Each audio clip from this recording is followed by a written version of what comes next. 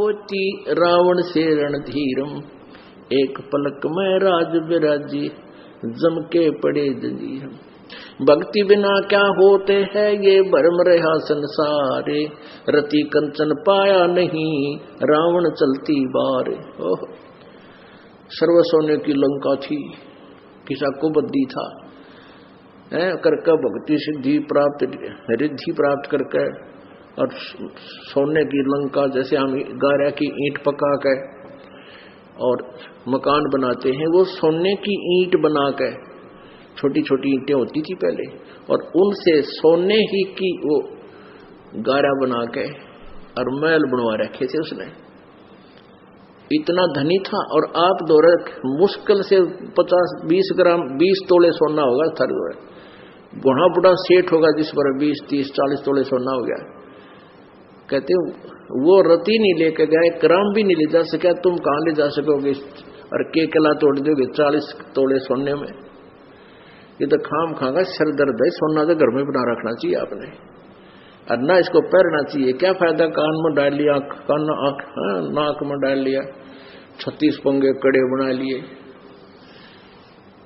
परमात्मा ने इतना सुंदर शरीर दे रखे, इस पर आडंबर करने की कति जरूरत नहीं। इसे भगवान रुष्ट होता है। भगवान की भक्ति करें, चाहे किसा भी शरीर है, काला है, गोरा है, जैसा भी मालिक ने दिया है, इसमें हम परमात्मा पा सकते हैं। इस काया का गर्व ना करियो के काला के गोरा रे, और बिना भजन कुछ काम नहीं आवे, चाहे एतर छड़को चारों हो रे। तो पुणात्मा धीरे धीरे, क्योंकि हम इतने इस सामाजिक माहौल में हम इतने गहरे चले गए कि वहां से वापस आना अपनी पटरी पे हमारे लिए कठिन हो रहा है। हम दलदल में धस गए। लेकिन परमात्मा का सहारा आपको एक क्रेन का काम करेगा। अब कलयुग में इसलिए परमात्मा ने कहा था कि मैं अपने बच्चों को कलयुग में संभालूंगा, कि कलयुग में पिछले तो पुण्य आपके पास रहेंगे नहीं, प्रारब्ध में बहुत कम पुण्य आएंगे तुम्हारे हिस्से में, और दुख होंगे गणे। और जो पूजाएं तुम उस समय कलयुग में आप कर रहे होगे, जो काल के द्वारा भ्रमित, कोई देवता की, कोई भैरव की, कोई भूत की, कोई पितर की, या काल के द्वारा भेजे गए नकली संतों की, ये 10-12 संत पंथ बना रखे हैं, 15-16 पंथ हैं, और भी ये नए नए पंथ चल गए। इनमें भी आप पूजा कर रहे होगे तो भी आपको लाभ नहीं होगा, क्योंकि आपके पिछले संस्कार नहीं हैं। तो उस समय परमेश्वर ने कहा था कि तो काल ने ये कहा था कि कलयुग में इनको ऐसा कर दूंगा, ये भक्ति के योग नहीं रहेंगे। शराबी, कवाबी, स्वार्थी, निर्लज, ऐसी पिक्चरें बना दी। देखते आप देख लो पश्चिमी देशों में नगन नाच हो रहा है, सरेआम जो घूम रहे हैं जैसे पशु घूमया करें, नंगे, कोई कुर्ते के छोटे छोटे कपड़े पहनकर बहन बेटियां भी सरेआम ऐसे घूम रही है। तो ऐसी निर्लज्जता कर दी। अब ये हमारे समाज में भी घर करने लगी। पहले ओठों पर लिपस्टिक, ये नाखून पॉलिश, और उस तरह के लटक मटक, ये पाउडर चटक मटक, ये कोई बहन बेटी हमने करती नहीं देखी।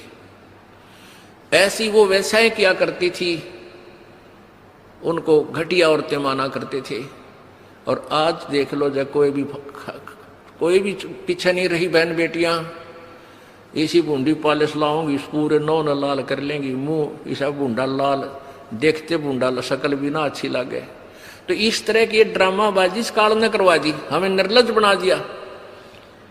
और सरेआम डांस करती हैं ब्याह शादी में, बेटियां नाचे, उड़े बाप नाचे, उड़े बेटी नाचे, उड़े माँ नाचे। अरे थारा गजब, ये वैसा ही नाचा करती थी कि तो बंद कोठों में, आज सरेआम नचा दिए काल ने हमारे को। हम निर्लज हो गए। अब इस समाज को देखो, कल बताया था आपको कि इस शिक्षा का अवगुण घना है, लाभ एक है।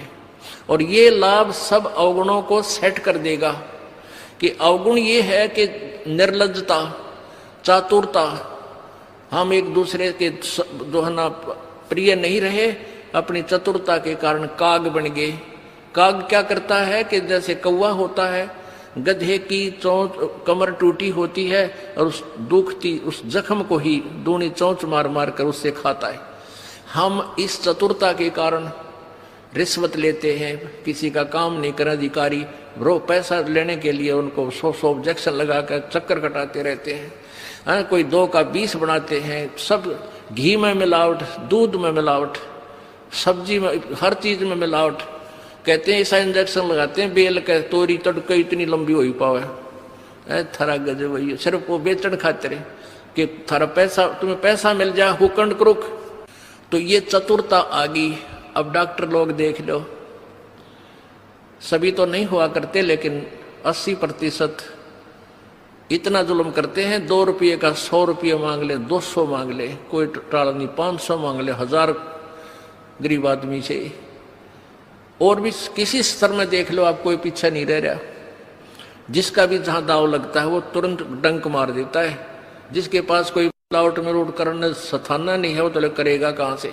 तो अब इसमें अवगुण तो इतने हो गए, माया माया दिखाई देती, ना भाई दिखता, ना बाण दिखती, ना भगवान दिखाई देता। और गुण इसमें एक है इस शिक्षा में कि हम अपने सदग्रंथों को स्वयं पढ़कर भगवान पहचान लेंगे। और इस भगवान के पहचानने के उपरांत इस ज्ञान को सुनने के बाद अपने आप ये माया की हवस नष्ट हो जाएगी, क्योंकि हमें पता चल जाएगा कि हमारे 2 नंबर के काम जुड़ सकता, पैसा नहीं रह सकता, क्योंकि हमारे भाग्य में नहीं है। और भाग्य से ज्यादा ले लिया तो ना जाने किस प्रकार जाएगा। एक भक्त ने बताया कि मेरा इकलौता पुत्र बीमार हो गया और मैं उसके ट्रीटमेंट के लिए, पहले तो किसी ने बताया इस पर छाया है, इस पर प्रेत है, जंतर मंत्र करने वालों के पास लौटा 20-30 हजार रुपये वहां लगाए। फिर डॉक्टर लोकल हॉस्पिटलों में दिखाया, वहां काफी पैसे लगे। फिर बताया इसके दोनों किडनी फेल होगी, all India medical institute Delhi गया, वहां किसी से रिश्तेदार से ले लिवा के वो गुर्दा पैसे वैसे दे के कहते 3 लाख रुपए लड़के के लगे, दोनों किडनी चेंज कराई। वो किडनी तो सफल होगी, सुख की सांस ली, 3 लाख रुपये लाग गए। और 6 महीने के बाद वो इकलौता पुत्र बस एक्सीडेंट में मर गया। ओ तेरा गजब है, टक्कर मार मार कर रोया। उसने जब ये ज्ञान सुना कि जो तुम 2 नंबर से पैसा इकट्ठा करना चाहते हो तुम्हारे भाग्य में नहीं है, अगर ऐसा इकट्ठा कर भी लोगे तो अगर 2 लाख कर लिया तो 3 लाख रुपए तुम्हारे ना जाने किस कारण से और कहां से निकल जाएंगे। और वो पाप रह जाएंगे जो के तो, जो आपने फिर भोगने पड़ेंगे।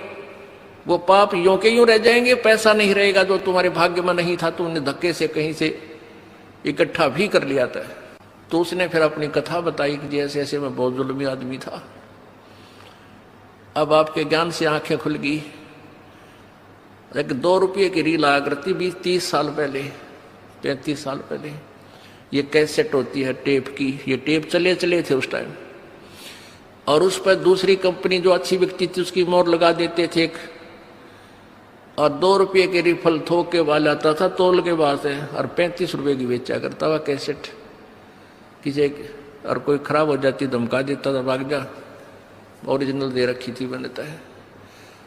तो आज मेरे साथ ठीक बनी और थोड़ी सजा है मुझको, आपके ज्ञान से पता लग गया मेरे जैसे दुष्ट को तो और सजा चाहिए थी। तो पुण्यात्माओं, इस ज्ञान से इस माया की हवस को तो खत्म कर देंगे, ये निर्लज्जता भी खत्म हो जाएगी। हमारी बहन बेटियों देख लो यहाँ पर किस प्रकार आती हैं, एक देवी आया करती हैं ऐसे, ना कोई फंड करती, अपना सीधे साधे कपड़े पहन कर जो एक आम सभ्य समाज में होना चाहिए ऐसा इनका व्यवहार हो गया है। और जाके देख लो कितने शहरा में कार्टून बने अंडे हैं लड़कियां। तो पुण्यात्मा इसको सेट कर देंगे, लेकिन ज्ञान इस शिक्षा की आवश्यकता इसलिए थी कि हम अपने सदग्रंथों को समझकर उस भगवान को पहचान लेंगे, ये अति आवश्यक था। तो परमात्मा कबीर जी ने ये शिक्षा अब सार्वजनिक करनी पड़ी। नहीं, पहले केवल एक वर्ग पढ़ता था, एक वर्ग ब्राह्मण, और उस बाकी सब अपना धंधा करते थे, रोटी का जैसा भी धंधा था, कोई पाली जाया करता, कोई भेड़ बकरियां पालता था, उनकी ऊन बेच के गुजारे करते थे, खाते नहीं थे। कोई गायें पालते थे, कोई खेती करते थे, कोई मजदूरी करते थे, अपना ठीक टाइम पास कर रहे थे। ऐसा ही काम हमने चाहिए था और भगवान की भक्ति साथ चाहिए थी। चाहे कोई आज अफसर है, चाहे गरीब है, अमीर है, मजदूर है, किसान है, चाहे दुकानदार है, अगर वो नेक नीति से काम करे अपना और भगवान की भक्ति करता रहे तो सबका मोक्ष होगा। बुराई छोड़नी पड़ेगी, 2 नंबर का धंधा त्यागना पड़ेगा और समर्पण भाव से प्रभु के चरणों में आपको लगना पड़ेगा। मोक्ष दूर नहीं है। अब आपका सौभाग्य है कि परमात्मा ने अब ये समय सिलेक्ट कर रखा है, पूर्व निर्धारित था कि कलयुग में जब बिचली पीढ़ी आवेगी तब इन अंशों को मैं पार करूंगा। प्रथम पीढ़ी में परमात्मा, प्रथम जो पीढ़ी थी, प्रथम चरण में आज से 600 वर्ष पहले कबीर परमेश्वर प्रकट हुए स्वयं, और उन्होंने वो लीलाएं करके दिखाई जो भगवान किया करता है। जैसी लीलाएं कबीर परमेश्वर ने की, आज हमारे वेद बताते हैं कि वो परमात्मा ऐसे आता है, छोटा सा शिशु रूप धारण करके आता है, फिर उसकी परवरिश कुंवारी गांव से होती है, वो बड़ा होकर के फिर अपना ज्ञान प्रचार करता है, उसको लोग कवि कहने लग जाते हैं, वो एक सुप्रसिद्ध कवि की उपाधि प्राप्त करता है, लेकिन वो परमात्मा होता है और वो ऊपर तीसरे धाम में रहता है, सतलोक में रहता है, और वहां से चल कर आता है, गति करके आता है, अपनी प्यारी आत्माओं, श्रेष्ठ आत्माओं को मिलता है। और जो उसकी शरण में आ जाते हैं उनके सर्व रोग, हर तरह के किसी प्रकार की बीमारी है घर में, शरीर में, या कोई और आपत्ति है, कर्म दंड है, उन सब को नाश करके उनको सतभक्ति देता है, सुखी करता है और सतभक्ति करवा के उनको सत